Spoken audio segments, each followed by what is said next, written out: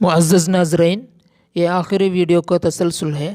جن لوگوں نے آخری ویڈیو نہیں دیکھے وہ اسے دیکھیں، اس کا لنک نیچے ڈسکرپشن باکس میں ہے۔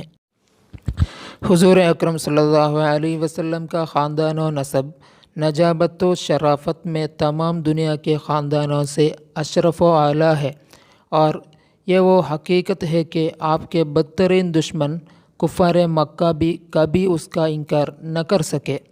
چنانچہ حضرت ابو سفیان نے جب وہ کفر کی حالت میں تھے، بادشاہ روم ہرقل کے بھرے دربار میں اس حقیقت کا اقرار کیا کہ ہو فینا ذو نسب، یعنی نبی صلی اللہ علیہ وسلم عالی خاندان ہے، حالانکہ اس وقت وہ آپ کے بدترین دشمن تھے اور چاہتے تھے کہ اگر ذرا بھی کوئی گنجائش ملے تو آپ کی ذات پاک پر کوئی عیب لگا کر بادشاہ روم کی نظروں سے آپ کا وقار گرا دیں۔ مسلم کی روایت ہے کہ اللہ تعالیٰ نے حضرت اسماعیل علیہ السلام کی اولاد میں سے کنانہ کو برگزیدہ بنایا اور کنانہ میں سے قریش کو چنا، اور قریش میں سے بنی ہاشم کو منتخب فرمایا، اور بنی ہاشم میں سے مجھ کو چن لیا۔